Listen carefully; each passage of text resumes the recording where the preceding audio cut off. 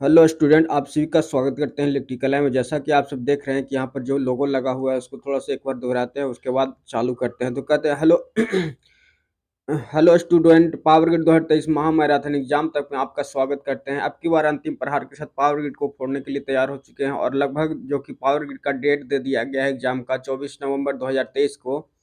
और इसी के साथ एक 22 नवंबर 2023 को एक बार्क का एग्जाम है, वो भी एग्जाम दे दिया है। तो उसी तरह से एक नोटिफिकेशन था जो कि पहले ही वीडियो में दे दिए हैं।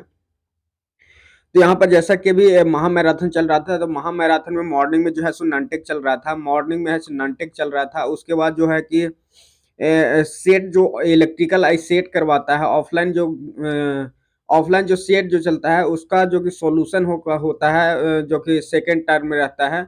उसके बाद जो कि थर्ड टर्म होता है कि वॉल्यूम 2 का सॉल्यूशन करवाया जाता है। तो वॉल्यूम 2 का भी सॉल्यूशन करने आ चुके हैं और आप सबको वॉल्यूम 2 का जो एक नोटिफिकेशन दे दे कि यहाँ पर देखिएगा इलेक्ट्रिकल का जो कि वॉल्यूम 2 का है उसमें यूटिलाइजेशन जो कि है यूटिलाइजेशन खत्म हो चुका है। उसके बाद अभी जो चल रहा है हम लोग का कंट्रोल सिस्टम चल रहा है, उसके बाद जो कि पावर इलेक्ट्रॉनिक्स चल रहा है, उसके बाद जो है सो कि अभी बेसिक इलेक्ट्रॉनिक्स चल रहा है। तो इसी तरह से 3 चैप्टर को खत्म करने जा रहे हैं कुछ दिन में, आज या कल खत्म हो जाएगा। तो इसी तरह से पावर ग्रिड महा मैराथन एग्जाम तक में आप जुड़े रहिए और अपना तैयारी को करते रहिए। तो अभी जो कि वॉल्यूम 2 को खत्म करने का टारगेट था, लगभग खत्म होने चुका है। तो आप सब जुड़े रहिए, अपनी तैयारी को करते रहिए। और चलिए क्या क्वेश्चन, आज का क्वेश्चन शुरू करते हैं और देखते हैं क्या क्या क्वेश्चन है जो कि अभी जो हम लोग चालू करने वाले हैं वो है। सो यहाँ पर देखिए कंपनसेटर कंट्रोल एंड फिल्टर का हम लोग को जो कि क्वेश्चन है अभी वॉल्यूम 2 का देखने जा रहे हैं। तो वॉल्यूम 2 का कंपनसेटर कंट्रोल और फिल्टर को देखने जा रहे हैं। उसके बाद जो कि पावर इलेक्ट्रॉनिक्स का जो क्वेश्चन होगा, पावर इलेक्ट्रॉनिक्स में बता दें कि अभी जो कि है पावर सेमीकंडक्टर डिवाइस को हम लोग पढ़ेंगे, पावर सेमीकंडक्टर डिवाइस को पढ़ेंगे जो कि पावर इलेक्ट्रॉनिक्स में होगा। उसके बाद जो हम लोग पढ़ेंगे बेसिक इलेक्ट्रॉनिक्स में देखेंगे वो होगा बेसिक ट्रांजिस्टर एम्पलीफायर होगा, बेसिक ट्रांजिस्टर एम्पलीफायर होगा। तो लगभग खत्म होने वाला है वॉल्यूम 2 का, लगभग की 4-5 चैप्टर खत्म होने वाला है। फिर एक डिजिटल इलेक्ट्रॉनिक्स बच जाएगा, उसके बाद जो कि माइक्रो कंट्रोलर बच जाएगा, माइक्रो कंट्रोलर रहेगा। तो उसको खत्म कर देंगे जल्दी ही। तो आप सब जुड़े रहिए, अपनी तैयारी करते रहिए और पावर ग्रिड का तैयारी बहुत बढ़िया से करते रहिए। त्योहार का जो कि अभी चल रहा है यहाँ पे अभी जो दिवाली आने वाली है, दिवाली आएगी, दिवाली और छठ पूजा का बहुत बहुत शुभकामनाएं आप सबको। तो यहाँ पर एग्जाम के पहले जो कि 24 नवंबर को एग्जाम है, लेकिन दिवाली और जो कि छठ पूजा है दोनों पहले ही है। तो आप सबको पहले ही बधाई शुभकामना देना चाहते हैं और आप सब अपने एंजॉय कीजिए। उसके बाद तो है साथ में एग्जाम का तैयारी करते रहिए, एग्जाम छूटना नहीं चाहिए क्योंकि एग्जाम होगा तभी कोई दिवाली और दशहरा होगा। तो आप सब जुड़े रहिए और एक जो कि नोटिफिकेशन देना चाहते हैं उसमें कि आप एग्जाम जब देने जाते हैं तो एग्जाम कैसे दे, किस तरह से अटेम्प्ट करें। और एग्जाम के पहले जो कि सेट प्रैक्टिस करते हैं, सेट प्रैक्टिस को कैसे हम यूटिलाइज करें अभी और एग्जाम में कैसे यूटिलाइज करें, उसके लिए एक वीडियो लाने जा रहे हैं जो कि मात्र 10 मिनट का ही होगा। तो उसमें आप सबको बताएंगे और किस तरह से अटेम्प्ट करें एग्जाम को और किस तरह से अभी सेट मारे, तो उसका थोड़ा सा डिस्कशन करेंगे। तो आप सब उसको वीडियो को देखिएगा, अपना तैयारी को मजबूत करिएगा। तो न्यू स्टूडेंट होंगे तो चैनल को जरूर सब्सक्राइब कर लीजिएगा। तो चलिए अभी शुरू करते हैं क्वेश्चन जो कि कंट्रोलर कंट्रोल और फिल्टर का है, कंपनसेटर कंट्रोल और फिल्टर का क्वेश्चन हम लोग देखने जा रहे हैं। तो आप सब जुड़े रहिए और क्वेश्चन को जो कि नीचे देख रहे हैं कि आंसर भी है और क्वेश्चन भी है। तो क्वेश्चन देने आंसर देने से पहले आप आंसर कमेंट पे लिख दीजिए क्या होगा आंसर, और थ्योरी को साथ में डिस्कशन करते चलेंगे। तो चलिए अभी शुरू कर रहे हैं। यहाँ यहाँ पे 1 नंबर क्वेश्चन में कह रहे विच of the following statement is not true, गलत कौन है, बस इतना ही पढ़ना है, गलत कौन है। The respect of cascade load compensator, cascade load compensator में जो कि गलत कौन है बस ये चुनना है। तो ऑप्शन नंबर सी कह रहा है कि गलत है, बाकी सब सही है। तो हम गलत को देखते हैं क्या है, थ्योरी यहाँ देखते हैं कि क्या होगा। कैस्केड कनेक्शन क्या होता है उसको पढ़ते हैं, थ्योरी को, कैस्केड कनेक्शन क्या होता है उसको देखते हैं। Cascade lead compensator is use to improve the, क्या है, ट्रांजिट रिस्पॉन्स, ट्रांजिट रिस्पॉन्स को इंप्रूव करने के लिए क्या करते हैं, कैस्केड कनेक्शन करते हैं। Perform of the given system, वाली खिड़की खोल दे एगो। तो देखिए यहाँ कैस्केड में कनेक्शन में जो कि क्या कहता है कि गिवन द सिस्टम जो कि उसका क्या करता है, ट्रांजिट रिस्पांस को इंप्रूव करता है। उसके बाद कर रहा है इंक्रीज द बैंडविड्थ, बैंडविड्थ को भी इंक्रीज कर देता है। उसके बाद क्विक रिस्पांस देता है। The lead compensator does not disturb the steady state, steady state को डिस्टर्ब नहीं करने देता। Steady state error it does not improve the steady state response, steady state response को इम्प्रूव नहीं होने देता है। तो देखिए एम ऑप्शन कह रहा है कि the undamped natural frequency omega n is increase conventionally which reduce the settling time, settling time को क्या करता है, रिड्यूस करता है। तो ये सही है क्योंकि कैस्केड कनेक्शन जो होता है सेटलिंग टाइम को क्या करता है, रिड्यूस कर देता है। तो ये सही है। बी कह रहा है it is use to improve the transit response, transit response को इम्प्रूव करने में मदद करता है। तो ये भी सही है। कौन, कैस्केड कनेक्शन। डी ऑप्शन कह रहा है the phase angle of the phase angle contributed to the root loci, root loci जो होता है positive and dominate pole position, dominate pole position को भी करता है। तो देखिए क्वेश्चन ईएससी का है, बस थ्योरी के लिए हम लोग ये क्वेश्चन को सॉल्व कर रहे हैं कि जो कि कैस्केड क्या होता है उसके बारे में जान ले और क्या उसका रिस्पॉन्स रहता है। तो यहाँ पर देखिए क्वेश्चन नंबर 2 में कह रहा है कि फेज लैग कंपनसेटर क्या होता है, फेज लैग कंपनसेटर क्या होता है। तो डी ऑप्शन सही है। तो क्या कह रहा है डी में, इंक्रीज द ओवरशूट, वो ओवरशूट को क्या करता है, इंक्रीज करता है। कौन, phase lag compensator, phase lag compensator क्या करता है, इंक्रीज द ओवरशूट, ओवरशूट को इंक्रीज करता है। Phase lag compensator will increase overshoot, overshoot को इंक्रीज कर देता है। देखिए आगे देखते हैं इसका, आगे वाला पेज लाते हैं।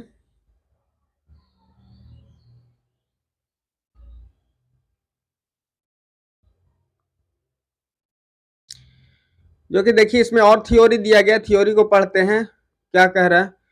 इफेक्ट उसका देख रहा है, लैग, लैग कंपनसेटर जो होता है उसका इफेक्ट क्या क्या होता है तो उसको देखते हैं। It improve the steady state response, steady state response को क्या करता है, इंप्रूव करता है। कौन, लैग कंपनसेटर, लैग कंपनसेटर का मतलब क्या है, लैग चीज को जो क्या करता है, कंपनसेट कर देता है और स्टेडी स्टेट रिस्पॉन्स को इंप्रूव करता है। स्टेडी स्टेट कहने का मतलब कि एक ट्रांजिएंट होता है, टी के फॉर्म में होता है, स्टेडी स्टेट जो कि एस के फॉर्म में होता है, लैप्लास ट्रांसफॉर्म सर्किट में होता है। तो इस तरह से होता है। तो यहाँ increase the error constant, error constant को क्या करता है, इंक्रीज करता है, मतलब एरर कांस्टेंट नहीं होने देता है उतना। इसके बाद क्या है, डिक्रीज द बैंडविड्थ, बैंडविड्थ को क्या करता है, डिक्रीज करता है, मतलब जो कि इतना एरिया में बैंडविड्थ था उसको कम कर देता है, लैग कंपनसेटर। उसके बाद कह रहा है it reduce the effect of noise, noise को भी क्या करता है, रिड्यूस करता है, मतलब कि फीडबैक जो सिस्टम होता है उसको कम कर देता है। इसके it reduce the stability margin, stability margin को क्या करता है, रिड्यूस कर देता है। स्टेबिलिटी इतना में था लेकिन अब क्या है, इतना ही में स्टेबल रहेगा तो इंक्रीज कर देता है। फिर कह रहा है system becomes less stable, lesser stable होता है, स्टेबल कम होता है अगर फिर लैग कंपनसेटर लगाते हैं तो।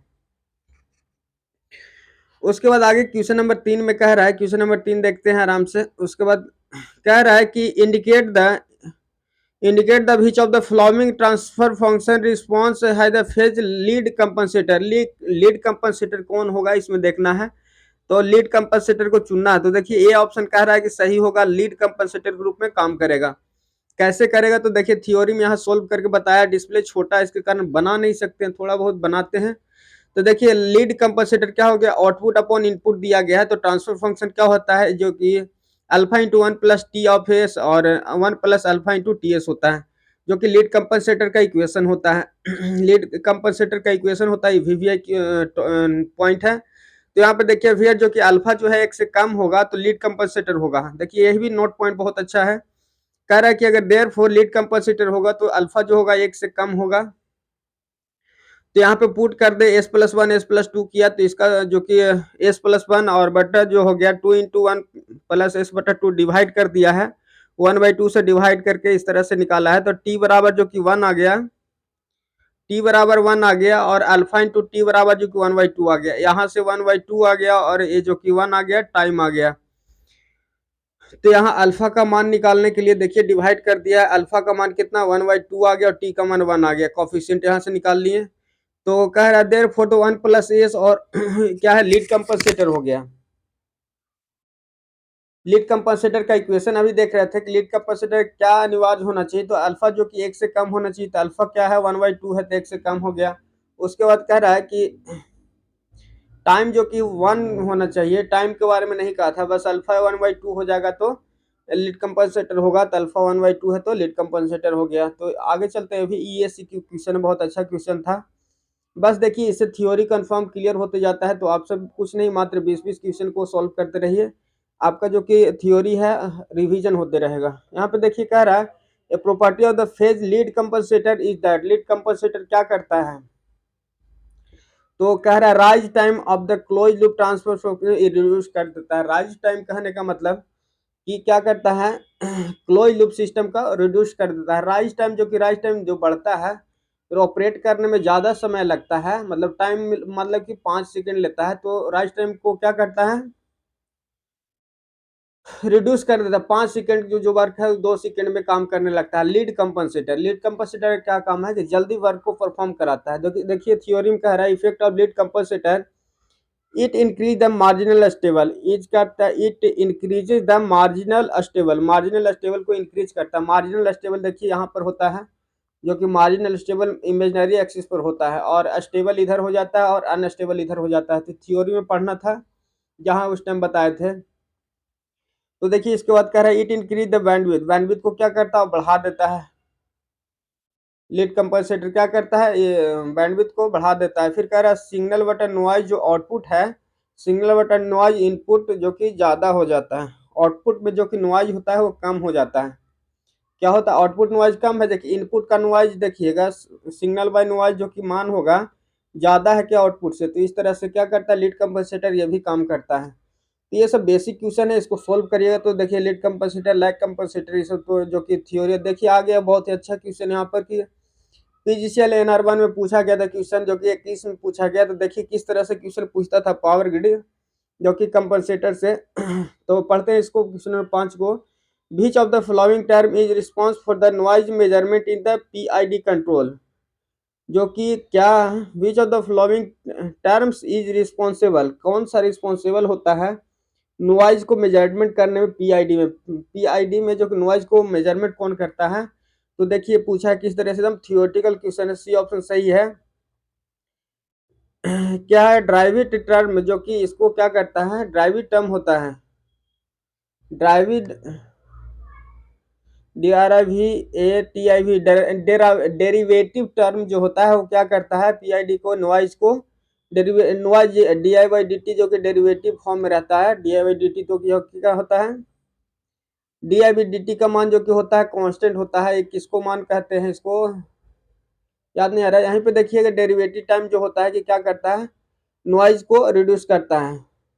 तो यहाँ पे देखिए थ्योरी में लिखा गया होगा the derivative term is the responsible to noise measurement in PID, PID को मेजर जो कि नॉइज को मेजरमेंट कौन करता है, तो डेरिवेटिव टर्म जो कि नॉइज को मेजरमेंट करता है। PID control is small to lead lag compensator, PID controller क्या है, पीआईडी कंट्रोलर क्या है एक small lead and lag compensator है।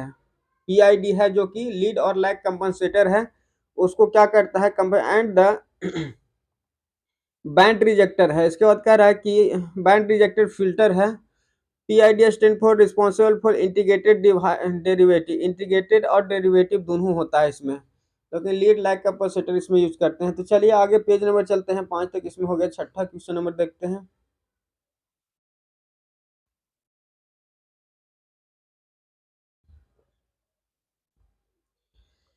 देखिए यहाँ भी पीजीसीएल से पूछा गया क्वेश्चन, तो वीवीआई क्वेश्चन है। देखिए मिलाइएगा 21 में पूछा गया क्वेश्चन, हो सकता है कि इस तरह से पूछा। देखिए खाली बस देखिए किस तरह से क्वेश्चन पूछता है यहाँ पे।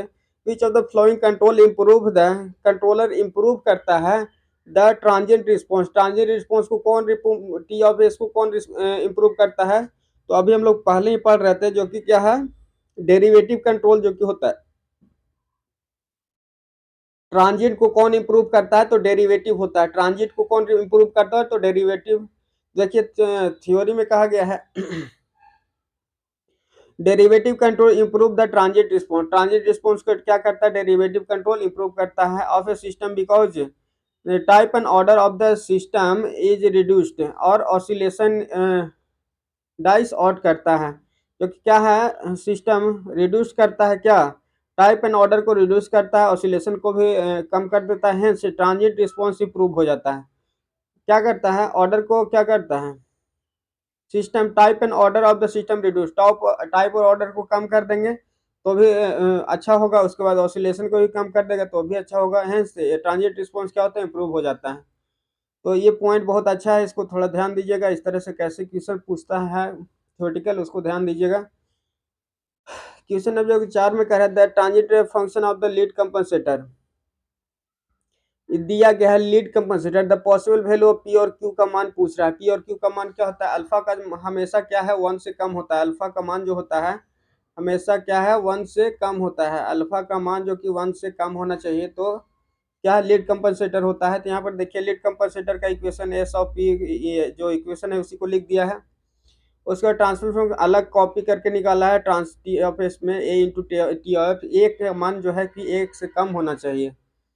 ए का मान जो कि टी का कॉफिशिएंट हमेशा ए होता है, ये अल्फा का है, तो ए का मान क्या है, 1 से कम होना चाहिए। तो क्या है 0.5 या 1.5 होना चाहिए। तो देखिए यहाँ पे पी और क्यू का मान दिया गया है। पी का मान जो कि क्या है 0.5 और 1.5, ऑप्शन ए सही है। 0.1 से कम होना चाहिए, तो पी का मान क्या है, यहाँ पे पी का मान जो है सो 0.5 है, 1 से कम है। इसके बाद कह रहा है the lead compensator 0 nearly to the origin as the compare pole तक होता है। तो थियोरटिकल देखिए सब मैच करता है एक दूसरे से, तो पढ़ते रहिए और ध्यान से थ्योरी को भी समझते रहिए। कह रहा है an ideal filter is one, क्या है, एक आइडियल फिल्टर इज वन क्या है, उसको कहते हैं a zero attenuation in the pass band. क्या होता है, पास बैंड में जीरो टेंशन होता है, उसको क्या करते हैं, आइडियल फिल्टर कहा जाता है। आइडियल फिल्टर क्या कहता है, उसको कहता है zero attention is in the pass filter होता है। तो कह रहा है ये में ऑप्शन में कह रहा है कि एन आइडियल फिल्टर है the gain of zero attention, zero attention इसका होता है गेन। उसके बाद कह रहा है कि the pass band so amplitude जो होता है of the signal near to the increase और नॉट डिक्रीज। थ्योरी को इसी तरह से सॉल्यूशन करते रहिए, रिवीजन होते रहेगा। इसके बाद करें which of the following capacitor will be increase the bandwidth of the system. तो जो कि फेज लीड कंपनसेटर जो होता है बैंडविड्थ को क्या करता है, इंक्रीज करता है। बैंडविड्थ ज्यादा रहता है तो बैंडविड्थ कम करके इंक्रीज कर देता है, तो यही होता है। कह रहा है फेज लीड कंपनसेटर डिफरेंस और high pass filter differential differentiator और द हाई पास फिल्टर होता है increase the bandwidth of system. It also improve the transit response, transit response को क्या करता है, इंप्रूव करता है।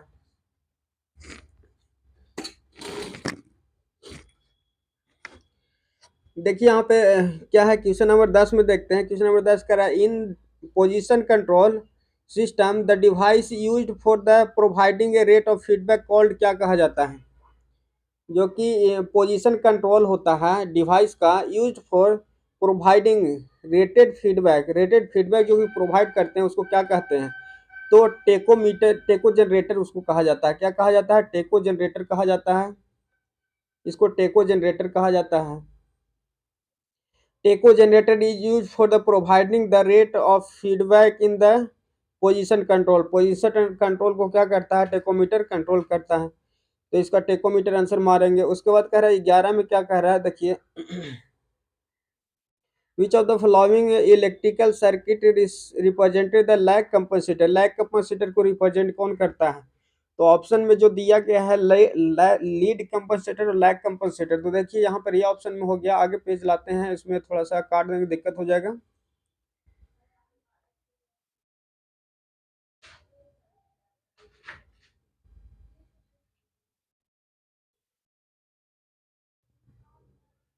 देखिएगा यहाँ पे कंपनसेटर को बनाया गया। लैग कंपनसेटर कौन होता है, लीड कंपनसेटर कौन होता है, उसको ध्यान से देखिए और आंसर दीजिए। इसको और ऊपर कर दे रहे हैं क्योंकि यहाँ नहीं पाएगा। देखिए यहाँ पे देखिए, छोटा कर देते हैं थोड़ा सा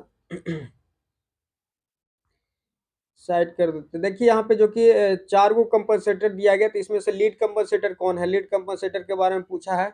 तो लीड कंपनसेटर यहाँ पे देखिए कि ए ऑप्शन जो कि सही है, लीड कंपनसेटर जिसमें कैपेसिटर लगा होगा वो क्या होगा, लीड कैपेसिटर, लीड कंपनसेटर होगा। लीड कंपनसेटर का मतलब क्या है, कैपेसिटर लगा हुआ होगा। तो हमेशा जब लीड होता है, जो कि हमेशा देखेंगे आरएलसी सर्किट में भी, तो कैपेसिटिव नेचर का हो जाता है तो लीड करता है, और करंट जो कि लीड करता है, और वोल्टेज क्या है थोड़ा सा। तो ए ऑप्शन सही हो जाएगा। इसका थ्योरी देखते हैं क्या कह रहा है।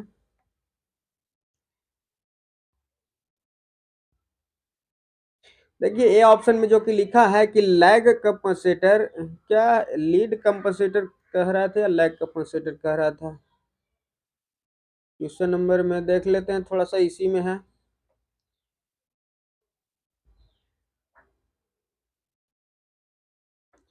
यहाँ जो पूछ रहा था हम लोग को लैग कंपनसेटर क्या होता है। कंपनसेटर मतलब कि जो चीज है उसको काट देना। कंपनसेटर कहने का मतलब कंपनसेट कर देना, मतलब कम कर देना। तो लैगिंग कंपनसेटर कौन होगा? तो लैग को कौन कम करेगा? तो कैपेसिटर लगा रहेगा तो लैग को कंपनसेट करेगा। तो इसके साथ जो कि रजिस्टर रहता है उसके बाद रजिस्टर के साथ एक कैपेसिटर लगा देते हैं। तो क्या है ये लीड कैपेसिटर, क्या है कैपेसिटर जो कि सीरीज में रहेगा वो क्या करेगा? लैग कैपेसिटर को कंपनसेट करेगा। थोड़ा सा यहाँ कंफ्यूजन हो गया था। चलिए आगे चलते हैं, इसका सॉल्यूशन देखते हैं। जो कि यहाँ पे देखिए कह रहा है ये वाला जो कि कह रहा है सर्किट, देखिए ए में कह रहा है कि a lag capacitor a electrical network produce the sine wave output having the phase lag का, फेज लैग करने लगता है, फेज को लैग करता है when the sinusoidal input is applied. Input applied करते हैं तो क्या करता है? फेज लैग करने लगता है, इसलिए लीड लैग कैपेसिटर लगा देते हैं जो कि सीरीज में कैपेसिटर होता है, आउटपुट के फॉर्म में लगा देते हैं। तो आगे 12 में चलिएगा। 12 क्वेश्चन नंबर क्या कह रहा है? A Laplace transform transposition lag of 5 second. Lag transfer function of transposition, transposition lag of 5 second. 5 second में जो कि ट्रांसपोजिशन लैग क्या होगा? तो ये ऑप्शन में कह रहा है एक्सपोनेंशियल ऑफ -5 सेकेंड जो हो जाएगा, क्या होगा? लैग कर रहा है तो लैग करवा देंगे जो कि -5 सेकेंड हो गया। तो इसी तरह से बस बेसिक क्वेश्चन देता है, तो इसको ध्यान दीजिएगा। देखिए यहाँ पर Laplace transform transposition lag of 5 second, कहने का मतलब ई के पावर -5t कर देंगे तो लैग करेगा। 5 यहाँ पे है, एस नहीं है, 5 है तो लैग कंपनसेटर हो गया। इसके बाद देखिए कह रहा है ट्रांसपोजिशन लैग कहने के बाद ई के पावर -st हो जाएगा। तो टी बराबर लगा देंगे -5 सेकेंड, तो क्या होगा? लैग लैग इन 5 सेकेंड, 5 सेकेंड में कितना ट्रांजिट रिस्पॉन्स लैग करेगा? तो ई के पावर -5t लैग करेगा। चलिए आगे चलते हैं क्वेश्चन नंबर 13 में। क्वेश्चन नंबर 13 कह रहा है द ट्रांसफर फंक्शन जो कि दिया गया है, transfer function H of S बराबर इतना मान दिया गया है। फिर कह रहा है which of the which type of filter को यूज करें। इस तरह का इक्वेशन रहेगा तो कौन सा टाइप का फिल्टर को यूज करेंगे? तो बैंड बैंड स्टॉप फिल्टर का यूज करते हैं इस तरह का, जो कि एच ऑफ एस दे देगा। तो बस इतना ही पूछेगा, एच ऑफ एस ऐसे दे देगा इक्वेशन, तो कौन सा फिल्टर बैंड फिल्टर को यूज करेंगे? तो सी दिया गया है बैंड स्टॉप फिल्टर को। बस देखिए इस तरह से क्वेश्चन बनता है। तो यहाँ देखिए कह रहा है कि given the equation show the second order system, क्या सेकेंड ऑर्डर सिस्टम में एस स्क्वायर के फॉर्म में है। तो order band stop filter, band stop filter है ये जो इक्वेशन दिया गया है, क्या है? बैंड स्टॉप फिल्टर है। तो इसको इक्वेशन में ध्यान रखिए कि इस S square one by L C जो कि इस तरह से इक्वेशन रहेगा तो क्या होगा? स्टॉप फिल्टर कहते हैं इसको। उसके बाद the band stop band rejector are not take filter in of second order two pole, दो को पोल यहाँ पे है। Filter having the two cut off frequency commonly known as the -3 band decibel और the half position of the, इस तरह से पूछता है। देखिए क्वेश्चन कैसे पूछता है इसको ध्यान में रखिए। देखिए इसमें क्वेश्चन जो कि है 14 के बाद आगे क्वेश्चन दिया नहीं है। अगला पेज को लाते हैं, यहाँ पे तीसरा वाला।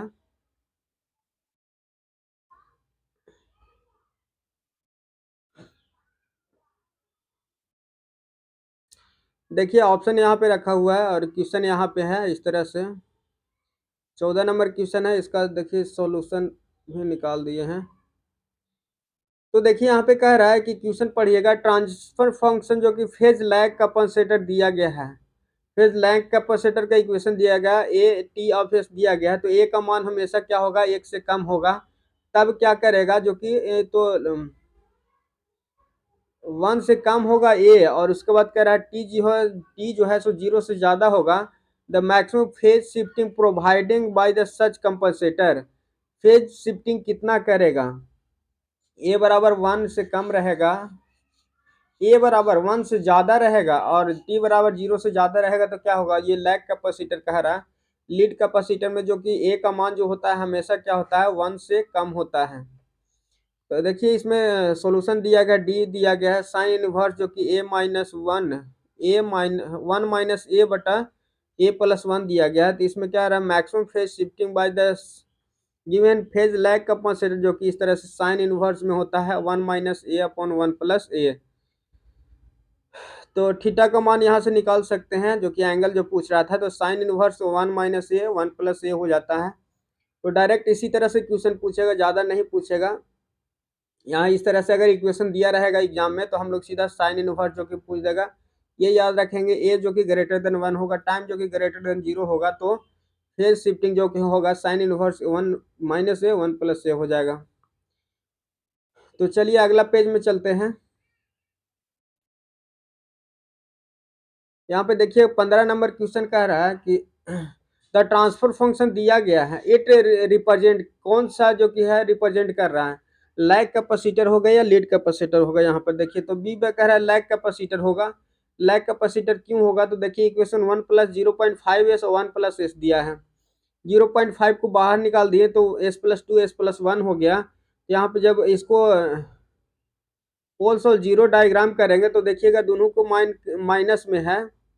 तो स्टेबल के फॉर्म में देखिए इस तरह तो स्टेबल होता है, तो माइनस वन माइनस टू हो गया। तो कह रहा है since the pole are dominated so at is lag compensator, S बराबर वन एस बराबर टू आ गया है, तो क्या हो गया, माइनस में हो गया ना। तो क्या हो जाएगा, ये जो लैग कंपनसेटर हो जाएगा, क्या हो जाएगा, लैग कंपनसेटर, लैग नेटवर्क हो जाएगा। क्या पूछ रहा था, लैग नेटवर्क हो जाएगा। अगर इस तरह से इक्वेशन अगर प्लस में वन और टू आ गया तो क्या हो जाएगा, लैग नेटवर्क हो जाएगा। बस ये ध्यान रखना है। इस तरह से 16 में कह रहा है कि RC network has the transfer function, transfer function G of S दिया गया है इस तरह से, सेकेंड ऑर्डर का है। और तो क्या होगा, दिस नेटवर्क कोड भी क्या होगा, तो थ्योरी कह रहा है कि सही होगा, लैग लीड कंपनसेटर दोनों इसको कहेंगे। सेकेंड ऑर्डर सिस्टम का है तो ये क्या है, लैग लीड कंपनसेटर है। लैग लीड कंपनसेटर इस तरह का इक्वेशन है तो लैग लीड कंपनसेटर होगा। तो क्यों होगा इसको देखिएगा, जीरो और पोल को निकाल करके यहाँ से बताया गया है।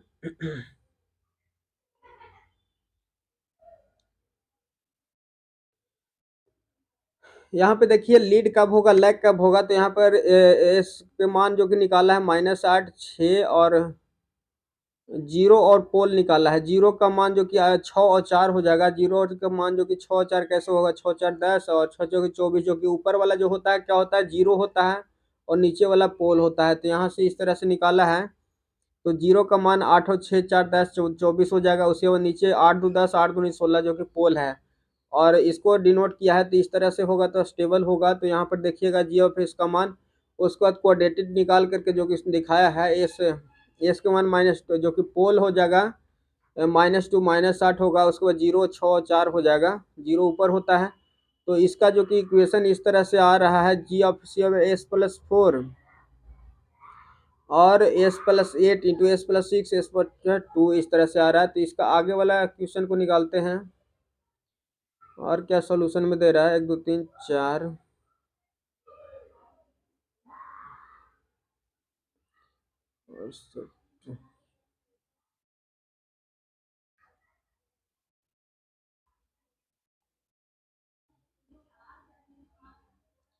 तो यहाँ पे देखिएगा फिर पुट करके दिखाया है, जीरो और पोल को दिखाया यहाँ पे पुट किया है, जो कि उसके बाद कह रहा है यहाँ पे द पोल्स जीरो, पोल और zero plotted indicate the lead lag compensator. दोनों इस साइड में होगा, स्टेबल साइड में होगा तो क्या होगा, लीड लैग कंपनसेटर होगा। लीड और लैग दोनों कंपनसेटर इस साइड होगा। अगर स्टेबल के साइड में दोनों आ गया तो समझने वाली बात यही था कि अगर दोनों स्टेबल के साइड में आ गया तो लीड और लैग कंपनसेटर दोनों हो जाएगा। अगर अनस्टेबल की तरफ हो गया तो क्या हो जाएगा, लैग कैपेसिटर हो जाएगा, क्योंकि माइनस में आ रहा है। नहीं, अगर ये माइनस में मान आ जाता है तो क्या होगा, लैग कंपनसेटर होगा। और अगर प्लस के फॉर्म में आ जाएगा तो क्या होगा, लीड कंपनसेटर होगा, जो कि इस तरह से होगा। देखिए आगे पीछे बताए हैं उसमें, तो उसमें ध्यान दे करके सॉल्व कीजिएगा। इसको देखते हैं आगे क्वेश्चन, जो कि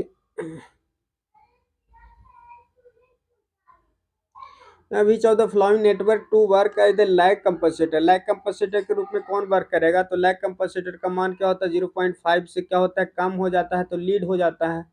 1 से कम हो जाता है तो लीड हो जाता है। देखिए कंपनसेटर में एक इक्वेशन यही होगा कि अगर 1 से क्या हो जाएगा? कम हो जाएगा, 1 से कम हो जाएगा मान, तो क्या हो जाएगा? लीड कैपेसिटर हो जाएगा, लीड हो जाएगा यहाँ पे 1 का, जो कि लीड कैपेसिटर हो जाएगा। और जो कि और 1 से ज़्यादा जब हो जाएगा, 1 से ज़्यादा होगा तो लैग कैपेसिटर होगा। तो ऑरिजिन में दिखाया गया था, तो इधर क्या हो जाएगा? 1 से कम हो जाएगा, मतलब कि 0.5 भी रहेगा तो क्या हो जाएगा? 0.5 भी होता है तो लीड कैपेसिटर होता है, उसके बाद प्लस में होगा तो लैग कैपेसिटर होगा। तो इक्वेशन इसी तरह से पूछता था। यहाँ पर पूछ रहा है कि R1 R2 जो कि इक्वेशन में दिया गया है, क्वेश्चन पढ़ेंगे इसको। Network work as a lag compensator. Lag compensator कौन से? द वैल्यू ऑफ R2 का मान क्या होगा? R2 का मान कितना डाले कि ये वर्क करने लगे लैग कैपेसिटर की तरह था? ऑप्शन नंबर जो कि डी ऑप्शन कह रहा है, any of the value R2, कोई भी वैल्यू अगर R2 का मान डालेंगे 3 में से, तो क्या हो जाएगा? ये लैग कैपेसिटर की तरह वर्क करने लगेगा। तो R का मान देखिए कि 20 से कम हो गया, 10 से अधिक हो गया, और 1/2 से क्या हो गया? कम हो गया। तो तीनों एनी ऑफ द वैल्यू अगर पुट करेंगे तो क्या हो जाएगा? ये लैग कैपेसिटर की तरह ही वर्क करेगा। आगे चलते हैं। तो इक्वेशन इस तरह से सोल्व करके देख रहिए, यहाँ पर किया है। देखिए 18 में चलते हैं। क्वेश्चन नंबर 18 कह रहा है कि which compensator is used to increase the damping of the widely under damping system। Under damping system में क्या यूज करते हैं? Compensator use to increase the damping of the badly near under compensator. B option सही हो। Phase lead capacitor के बारे में कह रहा है, in to increase the damping. Damping को इंक्रीज कौन करेगा? तो लीड कैपेसिटर ही इंक्रीज करेगा। लैग कैपेसिटर का मान है कि लैग करवा देता है, तो लीड कैपेसिटर इंप्रूव कौन करेगा? तो लीड करेगा। तो उसी तरह से मैच करके मारना रहेगा।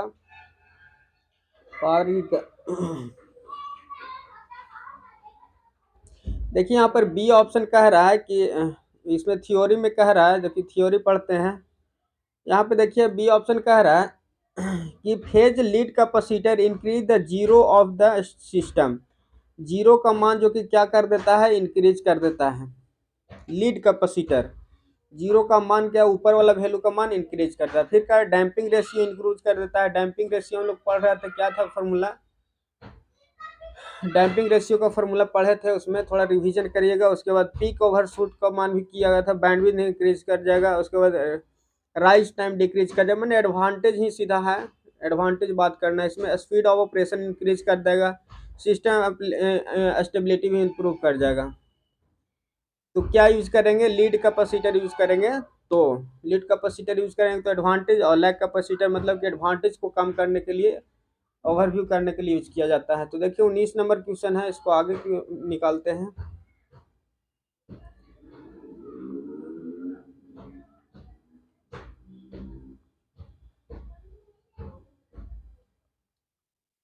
देखिए क्वेश्चन नंबर 19 ऐसे है, उसके बाद इसका ऑप्शन दिया गया है, सॉल्यूशन दिया गया है। देखिए यहाँ पे पढ़ते हैं question. Consider the following statement regarding the AC servometer. एसो सर्वोमीटर का, मोटर का क्या है? Consider the following statement regarding AC servometer. एसो सर्वो मोटर के बारे में स्टेटमेंट दिया गया है, कौन सही है कौन गलत है उसको देखना है। ये सी 2002 में पूछा गया क्वेश्चन। तो सी ऑप्शन सही कह रहा है कि 1 और 3 है जो कि सही है सर्वो मोटर को लेकर के। 1 और 3 सही है, 1 और 3 सही है। तो एक और पढ़ते हैं। The torque speed curve has been negative slope. Torque और जो क्या स्पीड कैरेटिक्स होता है, क्या है कि निगेटिव चल जाता है, ये सही है। उसके बाद कहता है रोटर है the highest resistance and low inertia. Low inertia मतलब स्पीड तो बहुत कम ही होता है, और सही है। इसके बाद रेजिस्टेंस क्या हो जाता है? हाई हो जाता है सर्वो मोटर का। तो यही 2-3 था। Which of the following the characteristics AC servo motor control component. Control component क्या करता है? तो इनर्शिया एंड द रेजिस्टेंस से कर सकते हैं। उसके बाद कह रहा है स्पीड टॉर्क कैरेटिक्स जो कि निगेटिव हो जाता है। स्पीड यहाँ पे, टॉर्क यहाँ तो निगेटिव हो जाएगा, इस तरह से करता है। चलिए आगे चलते हैं इसका क्वेश्चन। थ्योरी में क्या कह रहा है, थ्योरी थोड़ा सा पढ़ लेते हैं क्योंकि कंफ्यूजन दूर हो जाएगा। Torque speed characteristic AC servo motor is fairly linear and high the negative. देखिए यहाँ पे टॉर्क स्पीड कैरेक्टरिस्टिक्स की बात कर रहे थे। देखिए टॉर्क जो कि यहाँ था, इसके बाद स्पीड था, निगेटिव जो होता है, लेकिन क्या होता है, लीनियर होता है, लीनियर होता है, इसको ध्यान रखिएगा। उसके बाद कह रहा है निगेटिव स्लोप होता है। Rotor binding AC servo motor है द हाईएस्ट रेजिस्टेंस, रेजिस्टेंस क्या होता है, हाई होता है। और inductance, inductive reactance X upon R ratio is very low, X upon R जो कि होता है वो क्या होता है, लो होता है। X upon R, XL upon R जो कि डेल का मान निकलता है टेन से, टेन डेल का मान दिएगा उन्हें, थीटा बहुत कम होता है। कहने का मतलब कि जो रोटर बार होता है और जो कि स्टेटर बार होता है, स्टेटर बार होता है, इसका एंगल बहुत कम होता है, ये बारे में बताया है। क्वेश्चन नंबर 20 में कह रहा है, क्वेश्चन नंबर 20 कह रहा है the reducing the steady state error, steady state error को रिड्यूस करने के लिए and increase the damping constant, damping constant को इंक्रीज करने के लिए इस डन बाय क्या करेंगे, स्टेडी स्टेट एरर को कम करने के लिए और इसको डैम्पिंग को कांस्टेंट करने के लिए क्या करेंगे। तो बी ऑप्शन कह रहा है कि phase lag compensator and derivative error compensator का यूज करेंगे। फेज लैग का कहाँ यूज करते हैं, reduce the steady state error, steady state error को कम करने के लिए लैग कंपनसेटर का यूज करते हैं। Increase the damping constant, damping constant को इंक्रीज करने के लिए जो कि लैग कंपनसेटर का यूज किया जाता है। देखिए यहाँ पर दिया गया है phase lag control providing the reduce in the steady state while the derivative error compensate and increase the damping ratio, increase कर देता है। तो देखिए यहाँ इक्वेशन दिया गया, जीटा ओमेगा 1/2 होता है, जीटा जो कि इनिशियल डैम्पिंग रेशियो होता है, केडी और डेरिवेटिव फीडबैक कांस्टेंट होता है, ओमेगा नेचुरल फ्रीक्वेंसी होता है। तो स्टेडी स्टेट को क्या करता है, रिड्यूस करता है, स्टेडी स्टेट को क्या करता है, स्टेडी स्टेट एरर को क्या करता है, रिड्यूस करता है, और डैम्पिंग रेशियो कांस्टेंट को भी कांस्टेंट करता है। कौन, लैग कंपनसेटर, लैग कंपनसेटर के बारे में पढ़ लिए हम लोग। उसके बाद 21 नंबर क्वेश्चन कह रहा है the voltage ratio transfer function of and active transfer filter क्या होगा। The voltage ratio transfer function जो कि है क्या होगा, तो एवब फिल्टर, एवब ट्रांसफर फंक्शन दिया गया तो क्या होगा, ए डी ऑप्शन जो है बैंडेज, बैंडेज रिजेक्टर फिल्टर होता है। ये जो दिया गया इक्वेशन बैंड रिजेक्टेड फिल्टर के रूप में काम करता है, एनपीसीएल में पूछा है इस तरह से। तो voltage ratio transfer function of the active filter दिया गया है, तो इस तरह से डी ऑप्शन सही हो जाएगा। तो यहाँ पर देखते हैं, यहाँ पे जो कि अभी हम लोग पढ़ रहे थे कि थोड़ा सा ले आते हैं पहला वाला। यहाँ पे हम लोग स्टेडी स्टेट एरर कंपनसेटर के बारे में पढ़ रहे थे। देखिए यहाँ पर हम लोग जो कि अभी पढ़ रहे थे क्या कि कंपनसेटर कंट्रोल एंड फिल्टर के जो कि क्वेश्चन थे कंट्रोल सिस्टम का, तो उसको सोल्व कर रहे थे। इसके बाद जो हम लोग को पावर इलेक्ट्रॉनिक्स के बारे में जो कि क्वेश्चन हम लोग पढ़ना था, पावर इलेक्ट्रॉनिक्स का क्वेश्चन हम लोग निकालेंगे। Power semiconductor device, power semiconductor device के बारे में पढ़ेंगे। तो चलिए उसको शुरू करते हैं, क्योंकि वीडियो अलग अलग नहीं डाल सकते हैं, क्योंकि ज़्यादा वीडियो हो जाएगा तो स्टूडेंट भी डाइवर्ट हो जाते हैं। तो मात्र जो कि वीडियो है 1 डे में मात्र 3 वीडियो जो कि अपलोड होगा। एक होगा वीडियो की सॉल्यूशन का होगा, दूसरा होगा नॉनटेक का जो कि होगा, उसके बाद थर्ड जो कि होगा वॉल्यूम जो कि 2 का जो कि होगा। इस तरह से हमेशा जो कि डाला जाएगा वीडियो। तो 20-20 क्वेश्चन करके हम लोग तैयार कर रहे हैं, जो कि अभी कंट्रोल सिस्टम का हो गया, तो अब हम लोग पावर इलेक्ट्रॉनिक्स का क्वेश्चन देखेंगे। अभी भी इसी तरह से आप सबका स्वागत करते हैं। गया में ज्ञान और मोक्ष की धरती है, गया से आप सभी का अभिनंदन और स्वागत करते हैं। न्यू स्टूडेंट आ रहे होंगे तो कृपया आप सबसे निवेदन है कि आप सब्सक्राइब कर दिए, बहुत आप सबके लिए मेहनत कर रहे हैं। आप थियोरी को पढ़िए और एग्जाम को क्रैक करिए, आपके लिए ही सिर्फ कर रहे हैं। हम अपना पढ़ना होता तो अपना जो कि डायरेक्ट पढ़ सकते थे, तो हम सोचे कि अपना पढ़ाई के साथ आप सबको भी मदद कर दें। तो आप सब इस तरह से एक और जो कि स्ट्रेटजी के बारे में बात करने जा रहे थे, तो उसको वीडियो एक बनाएंगे जो कि 10 मिनट का होगा, 10 मिनट का वीडियो होगा। तो उसको ज़रूर देखिएगा। पहले इसमें कमेंट करके बताइएगा कि उसको वीडियो को बनाएं कि नहीं बनाएं, तो उसको देखेंगे उसके बाद बनाएंगे। तो चलिए इसको शुरू करते हैं, जो कि पावर इलेक्ट्रॉनिक्स को। देखिए पावर इलेक्ट्रॉनिक्स यहाँ से शुरू हो रहा है, तो ये भी बहुत हल्का चैप्टर है, हाली हाली निकल जाएगा, तो टेंशन नहीं लीजिएगा, बस जुड़े रहिए, तैयारी देखते रहिए। इस तरह से अगर थ्योरी को पढ़िएगा तो आपको सारे क्वेश्चन कंफर्म होते रहेगा। तो देखिए यहाँ power semiconductor device drive, power semiconductor drive के बारे में पढ़ना था, तो देखिए यहाँ पे पढ़ना हम लोग को।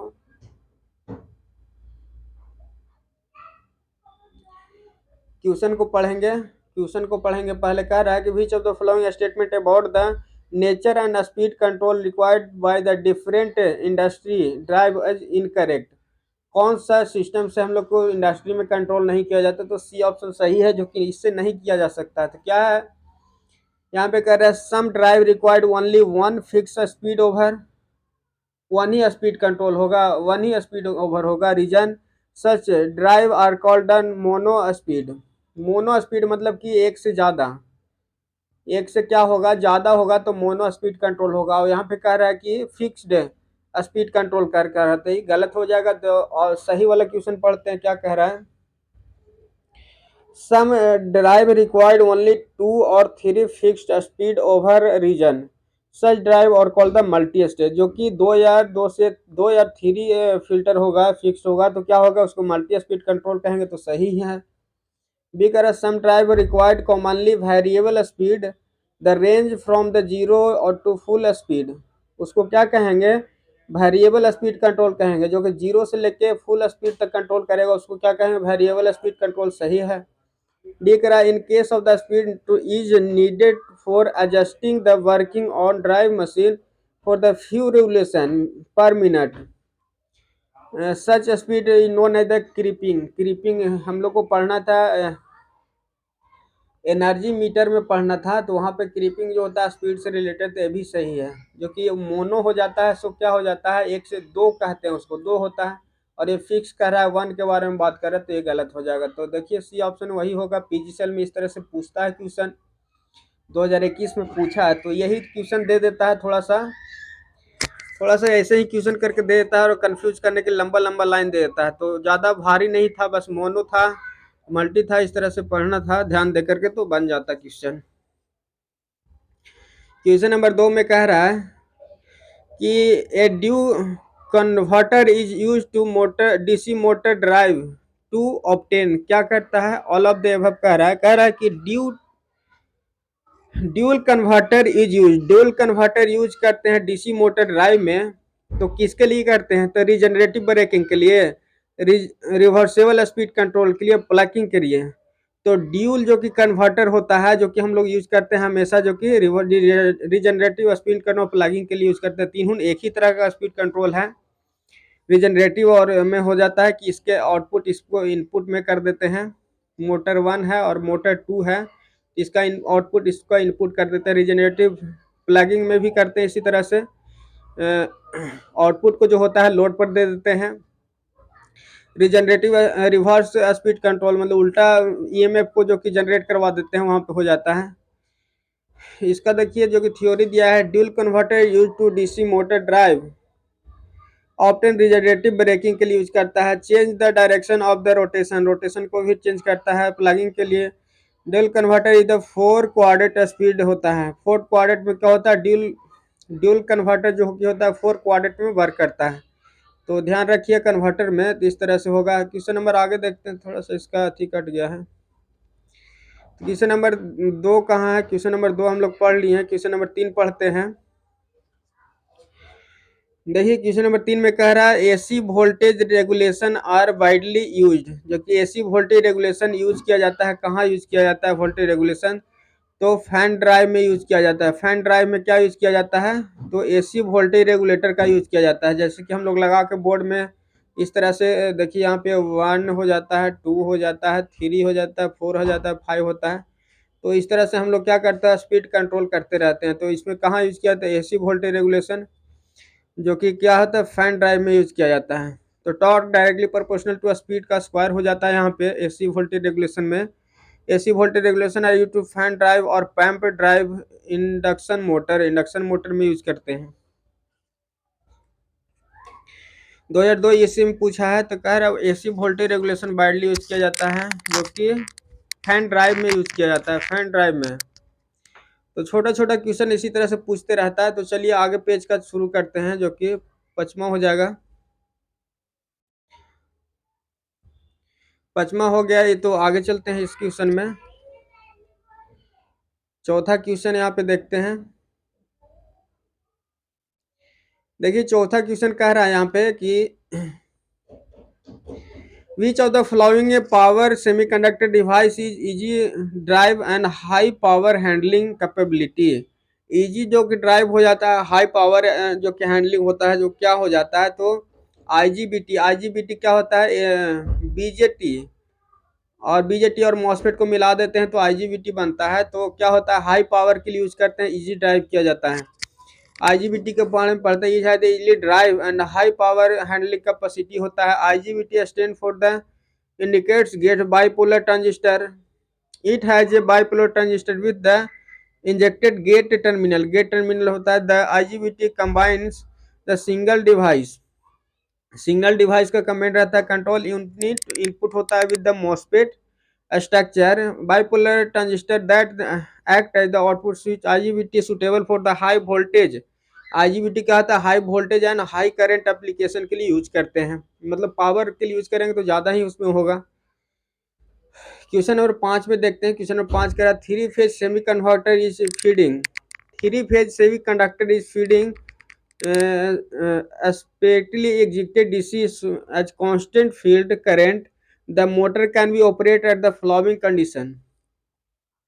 कह रहा है कि सेपरेटली एक्साइटेड डीसी मोटर है at constant field current. Field current क्या है, फील्ड करंट जो कि है सो क्या है, करंट यहाँ पे क्या है, कांस्टेंट है। इसके बारे में कह रहा है the motor can operate flowing condition. कौन से कंडीशन में ऑपरेट करेगा, तो ऑप्शन ए सही हो जाएगा, स्पीड पॉजिटिव होगा, टॉर्क पॉजिटिव होगा। तो फील्ड करंट जो कि ये करंट जो हो जाएगा ये कांस्टेंट हो जाएगा, तो क्या हो जाएगा, टॉर्क और ये दोनों क्या होगा, पॉजिटिव होगा। टॉर्क पॉजिटिव कहने का मतलब फोर्स ऊपर लग रहा है, स्पीड भी उसी डायरेक्शन में लग रहा है, तो ये हो जाएगा। मतलब कि फील्ड करंट कांस्टेंट हो गया तो क्या होगा, टॉर्क भी अच्छा होगा, दोनों एक ही डायरेक्शन में काम कर, टॉर्क और स्पीड दोनों एक ही डायरेक्शन में काम करेगा, जो कि टॉर्क और स्पीड इनवर्सली प्रोपोर्शनल होता है। और speed directly proportional EV by जो कि 5 होता है, इस तरह से। तो ये है कह रहा three phase semi conductor converter है। सेमी कन्वर्टर इज फीडिंग ये सेपरेटली एक्साइटेड डीसी मोटर एक कांस्टेंट फील्ड करंट कांस्टेंट देंगे। The motor can be operate at the condition for the speeding positive torque positive speed की तरह काम करेगा। Separately excited का मतलब कि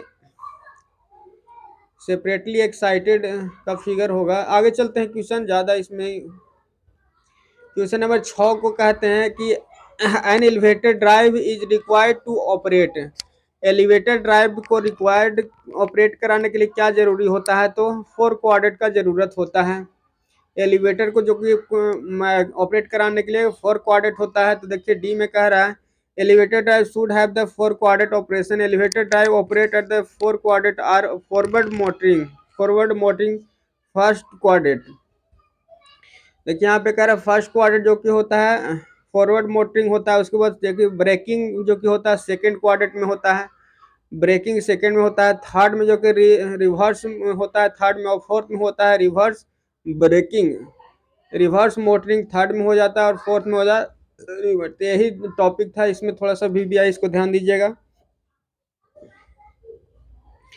क्वेश्चन नंबर 7 में कह रहा है कि लो speed high power reversible operation the most suitable drive क्या होगा। कह रहा है कि लो स्पीड लो होगा लेकिन हाई रिवर्सेबल, मतलब कि जो कि स्पीड फॉरवर्ड में इस तरह से वर्क कर रहा है, जो कि रिवर्स में हाई स्पीड में वर्क करने लगे, तो वो कौन सा मोटर में होता है। तो डी ऑप्शन कह रहा है साइक्लो कन्वर्टर AC ड्राइव जो होता है किस तरह से काम करता है। फॉरवर्ड में तो लो स्पीड होता है, साइक्लो कन्वर्टर जो कि फीड AC मोटर होता है। स्पीड क्या होता है, जो कि लो होता है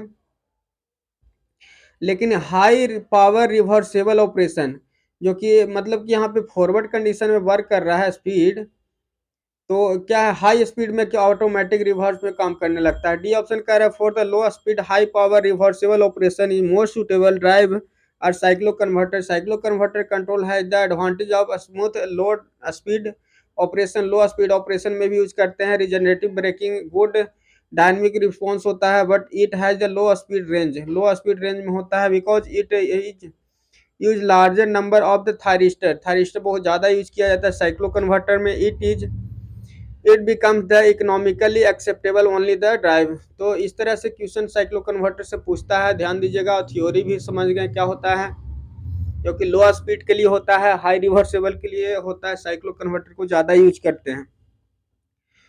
तो इसका अगला क्वेश्चन निकालते हैं।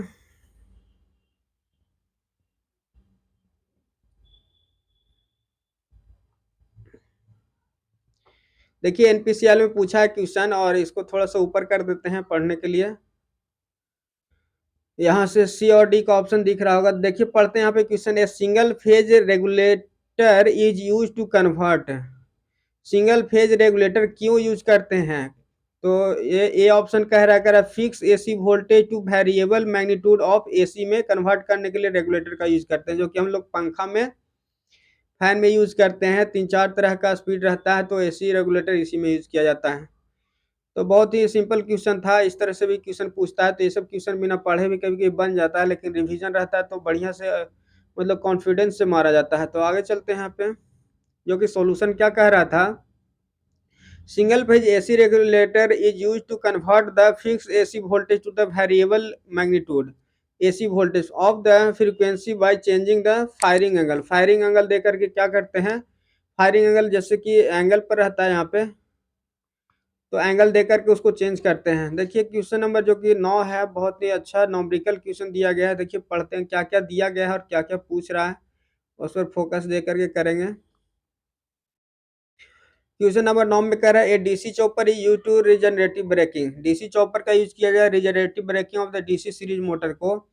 क्या रहा, डीसी सप्लाई 600 वोल्ट दिया गया, ड्यूटी साइकिल 70% यानी 0.7 दिया गया। The average value of the armature is 10 ampere, 100 ampere दिया गया, करंट क्या 100 एम्पियर।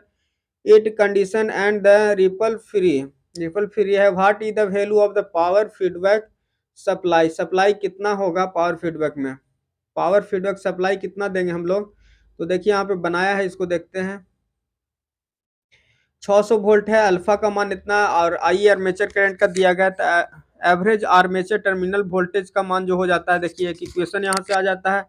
तो V1 बराबर, जो कि टर्मिनल वोल्टेज बराबर 1 माइनस अल्फा इंटू VS हो जाता है। तो पुट कर देंगे यहाँ, तो 180 वोल्ट आ जा रहा है। तो पावर यहाँ से निकाल देंगे, पावर रिक्वायर्ड P बराबर VI हो जाता है।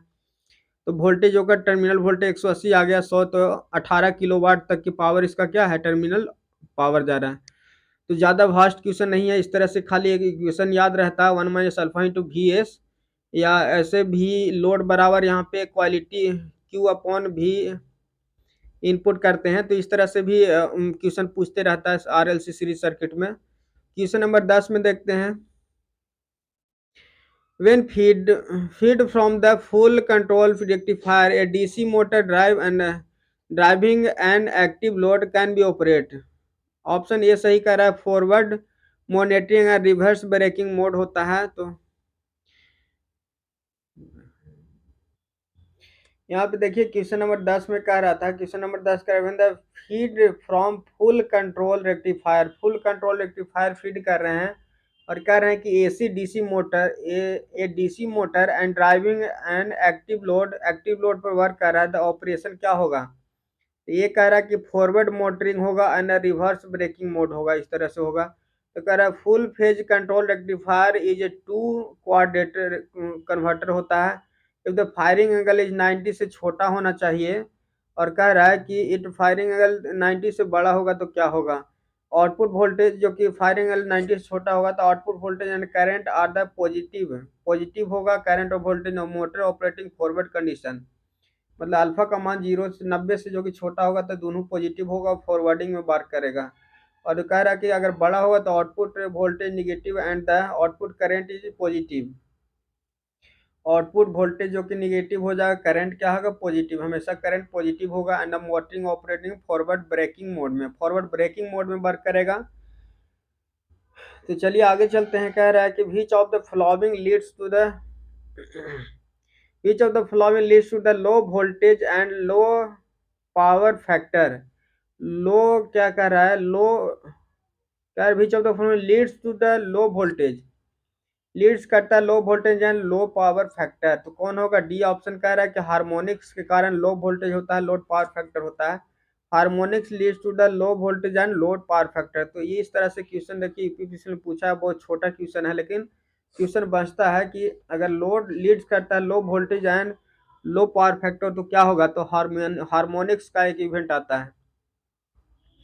क्वेश्चन नंबर 12 में कह रहा है, क्वेश्चन नंबर 12 कह रहा है the most suitable solid state convert from controlling the speed of the three phase cage motor is 25 hertz पर। Most suitable solid state converter, कौन सा कन्वर्टर को यूज करेंगे for the controlling the speed three phase cage motor. Cage motor कहने का मतलब कि cage बना हुआ रहता है इसमें इस तरह से, तो केज मोटर को ऑपरेट करने जो कि 25 हर्ट्ज पर काम करे तो क्या यूज करते हैं? जो कि हमेशा जो कि मोटर का यूज करते हैं तो साइक्लो कन्वर्टर का यूज करते हैं। तो ध्यान रखिएगा, इस तरह से क्वेश्चन पूछता है। The most suitable solid state converter for the controlling speed three phase cage motor 25 hertz cyclo converter का यूज करते हैं इस तरह का। हमेशा इंडक्शन मोटर या कुछ रहता है तो उसमें साइक्लो कन्वर्टर यूज करते हैं, और यहाँ पे साइक्लो कन्वर्टर लो स्पीड पर वर्क करता है, जो कि केज मोटर भी लो स्पीड पर काम करता है। तो कह रहा है motor armature supply through the phase control ACR, ACR से क्या कह रहा है कि सप्लाई कर रहे हैं receive a smooth voltage shift at. तो इसका अगला पेज लाते हैं।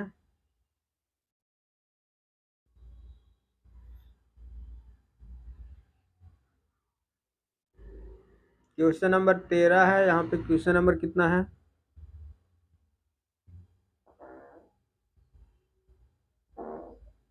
13 ही आ गया है। आगे चलते हैं क्वेश्चन नंबर 14 का, तो इसको निकालते हैं, इसमें होगा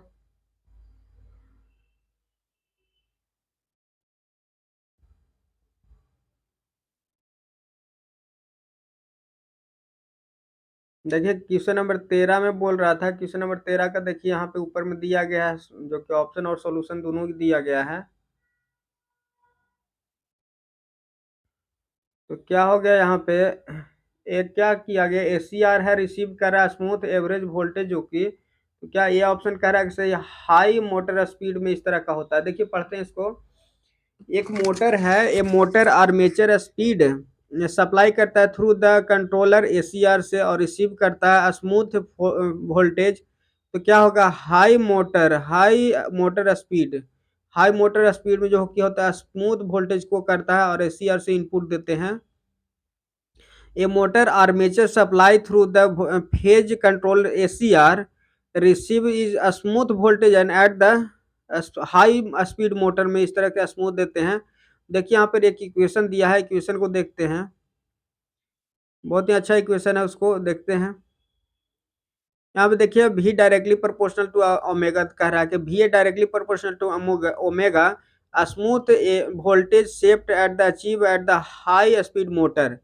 इस केस में रहेगा v directly proportional to omega रहा, मैंने voltage directly proportional to omega speed जो कह रहा है टॉर्क में, तो स्मूथ उसी कंडीशन में रहेगा, डायरेक्टली प्रोपोर्शनल में रहेगा तभी।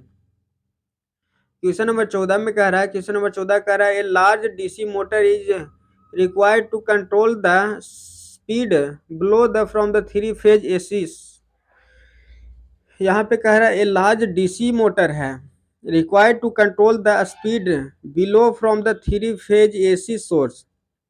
कह रहा है कि ये लार्ज डीसी मोटर है, मोटर क्या है? बड़ा है DC motor, to control the speed, speed को कंट्रोल करने के लिए बिलो दिया गया है from the three phase AC source, three phase AC source से ऑपरेट करवाना है। What is the most suitable for AC to DC converter, कौन सा कन्वर्टर यूज करेंगे डीसी जो कि बड़ा मशीन है? तो सी कह रहा है three phase half control bridge converter को यूज करेंगे। डीसी बड़ा है मोटर, लार्ज मोटर है, तो क्या करें? Three phase half controlled bridge converter को यूज करेंगे। डी सी ऑप्शन सही कह रहा है।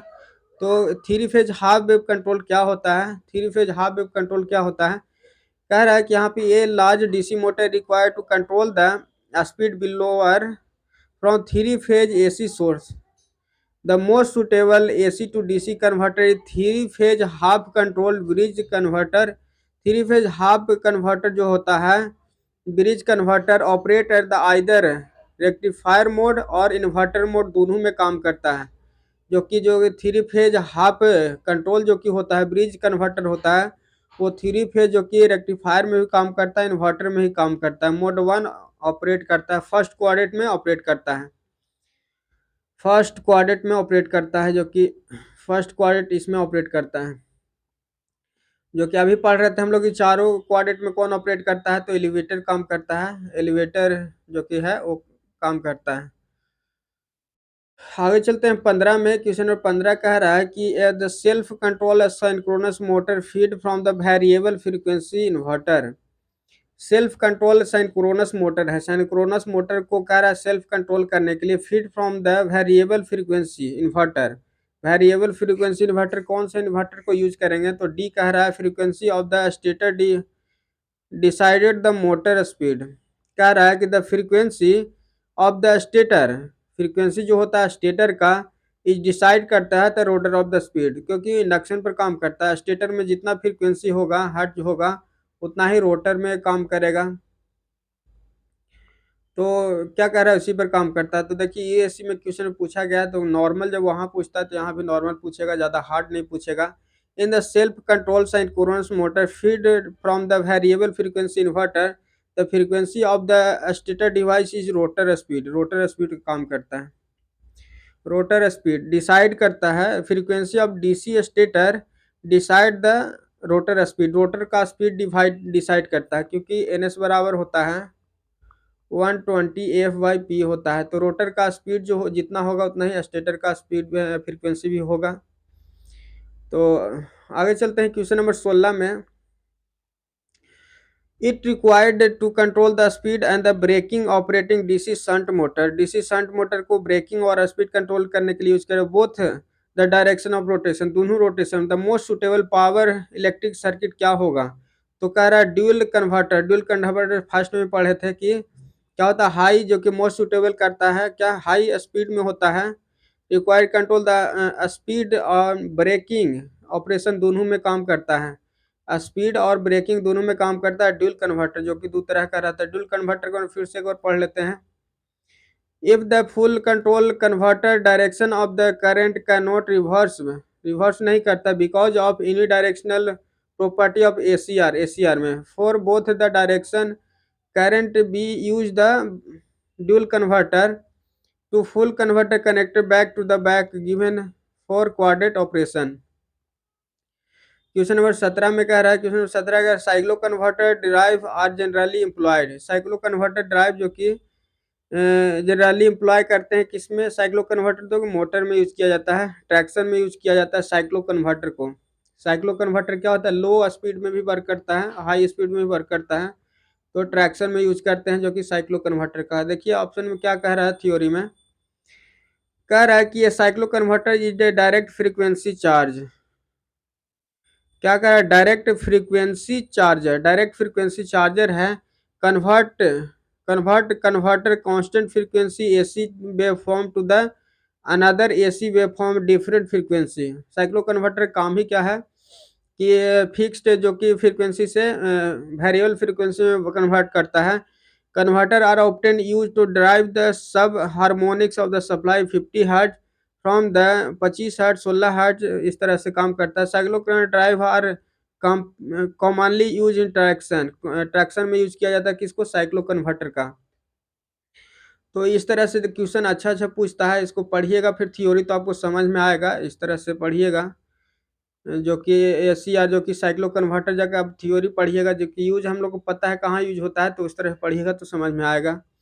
DC drive is compress to AC drive, जो कि कह रहा है डीसी ड्राइव कंपेयर कर रहा है एसी ड्राइव से, तो क्या होगा, तो एक कह रहा है जो कि ऑप्शन सही होगा, इजियर टू कंस्ट्रक्ट, कंस्ट्रक्शन करना इजी है। DC drive is compare to AC drive, तो क्या होगा, डीसी क्या होगा, इजी टू कंस्ट्रक्ट करना बहुत ही इजी हो जाएगा। कह रहा है DC drive are easy to construct as compare to AC drive. DC drive जो कि है बहुत आराम से हो जाता है, जो कि यूपीपीसी में पूछा गया क्वेश्चन। तो यहाँ पर देखिए एसी ड्राइव डीसी ड्राइव के बारे में पढ़ना। एसी ड्राइव क्या कह रहा है, control AC output from AC input, AC को इसी में कन्वर्ट करता है। रेक्टिफायर एंड इन्वर्टर इसमें आर यूज किया जाता है। रेक्टिफायर इन्वर्टर दोनों का यूज किया जाता है इसमें। नॉट सेल्फ स्टार्टिंग नहीं करता। Speed control by the changing the frequency, इसमें फ्रीक्वेंसी को क्या है चेंज करे करते हैं। डीसी ड्राइव में क्या होता है, control the DC output from the AC, control DC output from the AC, AC से क्या होता है डीसी में कन्वर्ट करता है। ओनली रेक्टिफायर रेक्टिफायर का ही यूज करके डीसी में कन्वर्ट कर देते हैं। सेल्फ स्टार्टिंग ये भी है।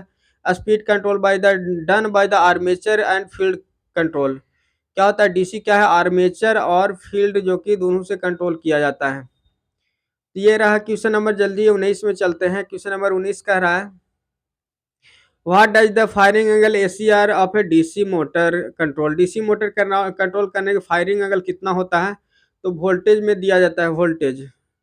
What does the firing angle is SCR of DC motor controlling, तो वोल्टेज में फायरिंग एंगल देकर के करते हैं speed control. Firing angle of SCR DC motor control the voltage of the motor by varying the firing angle, firing angle को vary करा कर करते हैं। We can the control easy way from the output voltage, ठीक है, जो कि voltage को फायरिंग एंगल दे करके कंट्रोल करते हैं। वोल्टेज में तो फायरिंग एंगल देंगे ना। देखिए यूपीपीसीएल में क्वेश्चन 21 में पूछा है what are the components of the electric drive, electrical drive का जो कि कंपाउंड कौन है इलेक्ट्रिक ड्राइव का, तो सी ऑप्शन से control the motor element, control element the motor, controller element and motor जो कि क्या है ड्राइव का एलिमेंट है इलेक्ट्रिक ड्राइव का। The component electric drive control and element are motor कहता है। Electric drive are generally use to control the speed of the machine, machine को कंट्रोल करने के लिए यूज करते हैं। क्वेश्चन नंबर 21 में कह रहा है ये filter is placed after the converting in AC drive, ये वो फिल्टर इज पैलेस करते हैं after the converting in a AC drive, because AC drive में फिल्टर क्यों यूज करते हैं, तो कह रहा है कि amplitude of current receive from the converter is not constant, क्योंकि जो कि फिल्टर इसलिए लगाते हैं, फिल्टर का उपयोग क्यों करते हैं, तो जो कि एम्पलीट्यूड जो होता है जो कि रिसीव करते हैं एम्पलीट्यूड का वो कांस्टेंट नहीं होता है। एम्पलीट्यूड जो होता है ये वाला जो कि कांस्टेंट नहीं होता है, इसके लिए हम लोग क्या करते हैं पहले फिल्टर का यूज करते हैं। तो फिल्टर इस तरह से एलसी का इस तरह से भी फिल्टर होता है, एलसी सर्किट होता है, इस तरह से होता है। तो चलिए अभी जो हम लोग पढ़ रहे थे अभी जो कि पावर इलेक्ट्रॉनिक्स हम लोग पढ़े थे। पावर इलेक्ट्रॉनिक्स में जो कि पावर इलेक्ट्रॉनिक्स में क्या पढ़े हम लोग, कह रहे थे पावर सेमीकंडक्टर डिवाइस पढ़ रहे हैं, पावर सेमीकंडक्टर जो कि डिवाइस पढ़ रहे थे।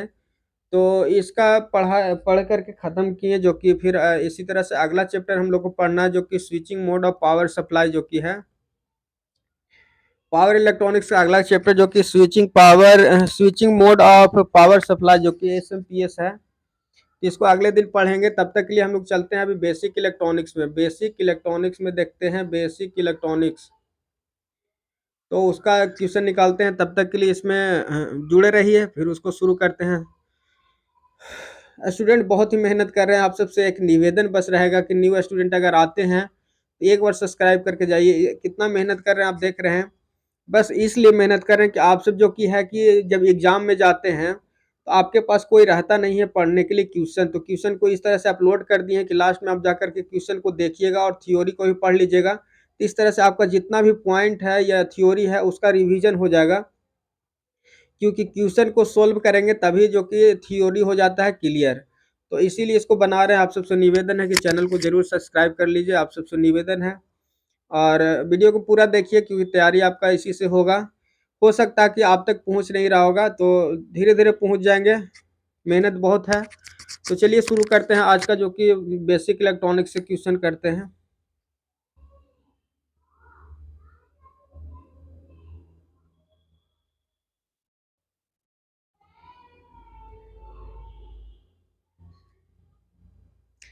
क्वेश्चन नंबर 8 हो गया है, आगे पहले निकालते हैं इसका क्वेश्चन। देखिए बाइपोलर ट्रांजिस्टर इसमें है।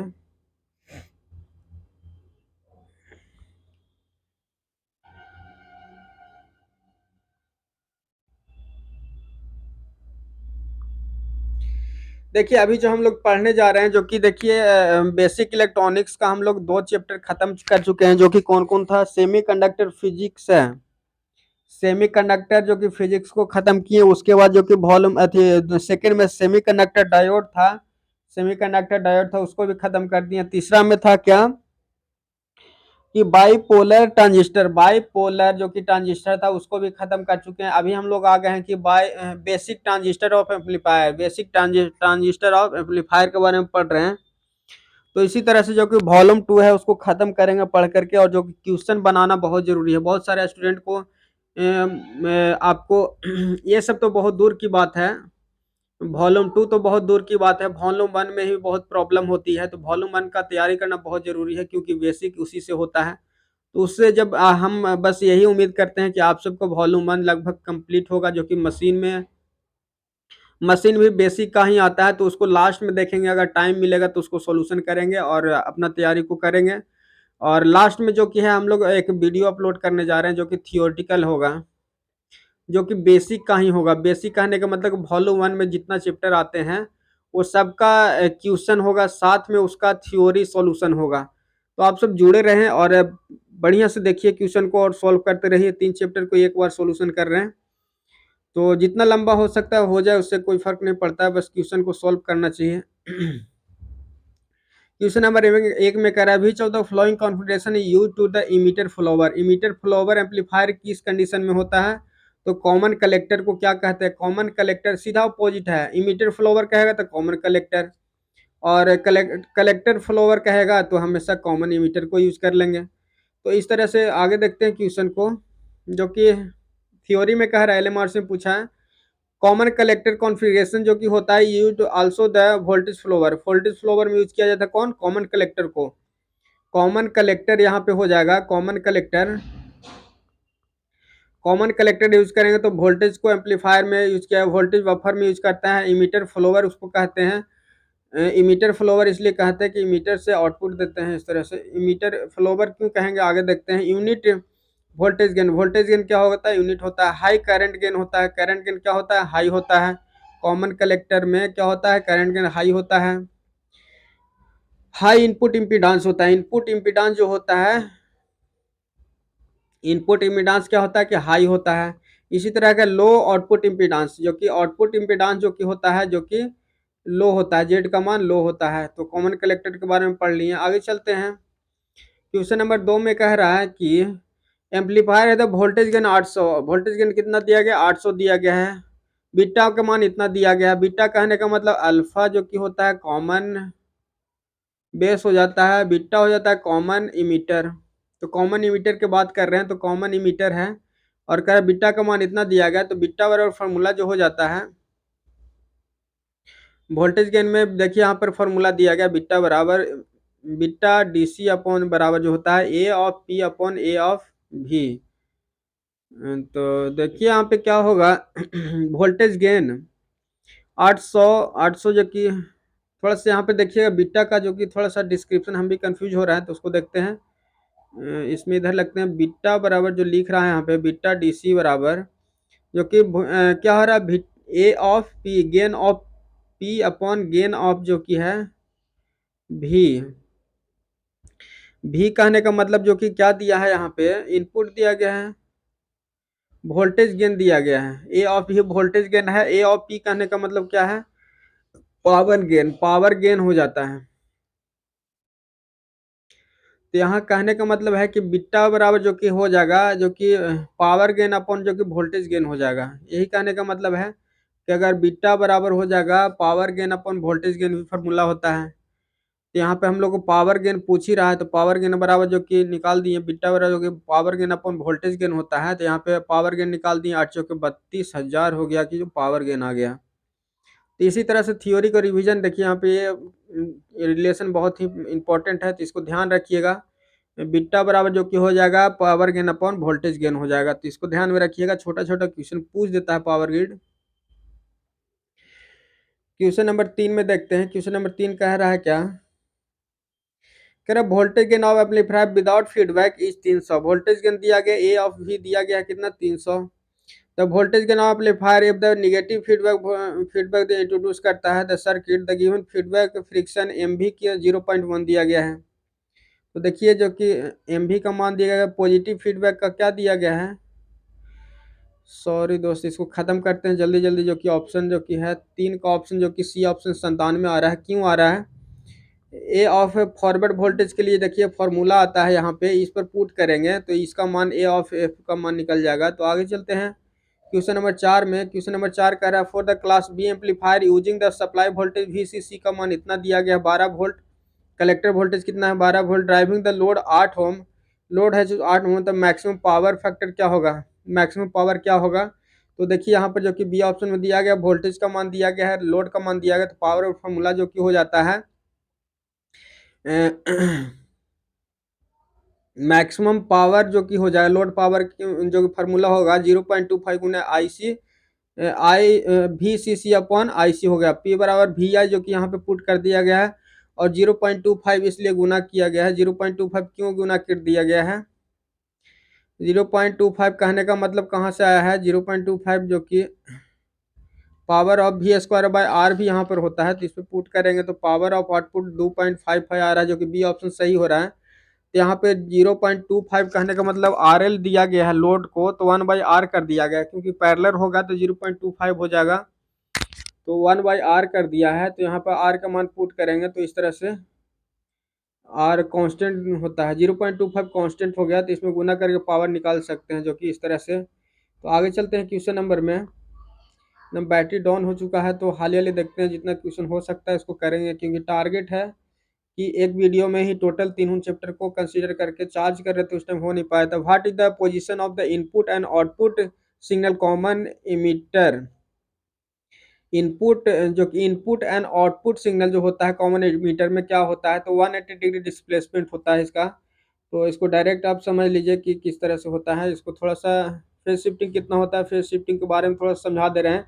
देखिए इनपुट जो हो गया, इनपुट का सिग्नल इस तरह से होता है, तो आउटपुट का सिग्नल जो कि 180 डिग्री मतलब यहाँ से शुरू होता है, एक जो कि क्वाइल में ही रह जाता है, और फिर यहाँ से शुरू जो होता है, यहाँ से शुरू हो रहा है तो ये ऐसे चलेगा, तो यहाँ से इस तरह से होता है, तो 180 डिग्री डिस्प्लेसमेंट होता है।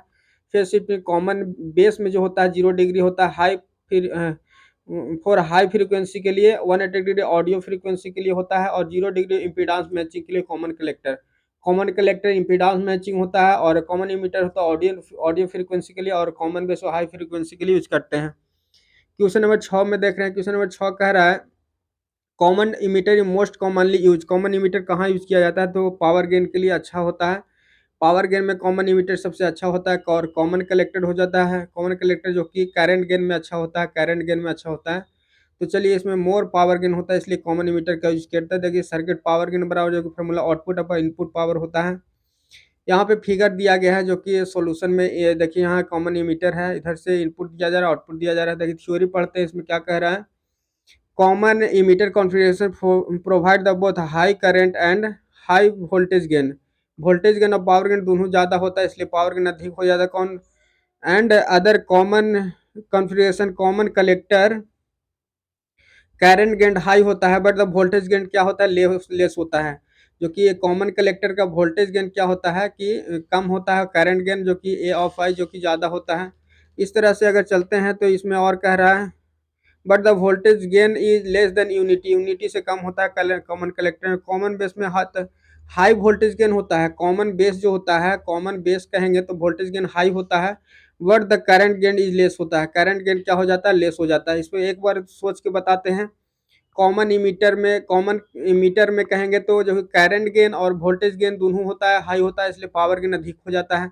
कॉमन कलेक्टर में जो होता है कि करंट गेन जो कि हाई होता है और वोल्टेज गेन कम होता है, और कॉमन बेस में इस तरह से कहेंगे कि वोल्टेज गेन अधिक होता है और करंट गेन कम होता है, तो इस तरह से होगा। चलिए आगे चलते हैं 7 नंबर क्वेश्चन में। 7 नंबर कह रहा है कि when the BJT is employed for the amplifier it is operate, कब करता है operate, over the action region में ऑपरेट करता है। कब ऑपरेट करता है, एक्शन रीजन में। कह रहा है कि एक्टिव रीजन में वर्क करता है। देखिए इस तरह से